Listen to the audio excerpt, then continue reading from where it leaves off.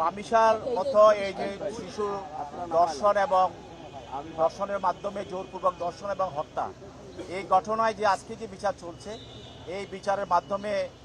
বা এই বিচারের পরবর্তীতে রায় এবং বিভিন্ন কিছুর মাধ্যমে আমরা মনে করি যে আমাদের দেশে নতুন একটি অধ্যায়ের সূচনা হবে এবং এই ধরনের নৃশংস ঘটনার আমরা সর্বোচ্চ জাতি এবং সারা দেশের মানুষ সর্বোচ্চ শাস্তি চাচ্ছে এবং সরকারও আন্তরিকভাবে এই ঘটনার সুষ্ঠু বিচার এবং চাচ্ছে এবং দৃষ্টান্তমূলক সরকারও মামলার এই ঘটনার শাস্তি চাচ্ছে। তো আমাদের বক্তব্য হবে যে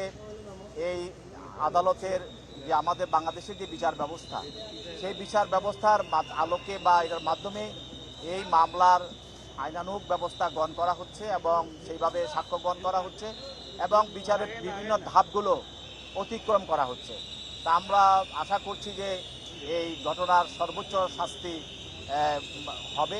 এবং এর মধ্য দিয়ে বাংলাদেশে একটি বার্তা যাবে, যারা এই ধরনের নৃশংস ঘটনা করবে তাদেরকে কোনোভাবে ছাড় দেওয়া হবে না, তাদের বিরুদ্ধে জনগণ এবং রাষ্ট্র এবং সরকার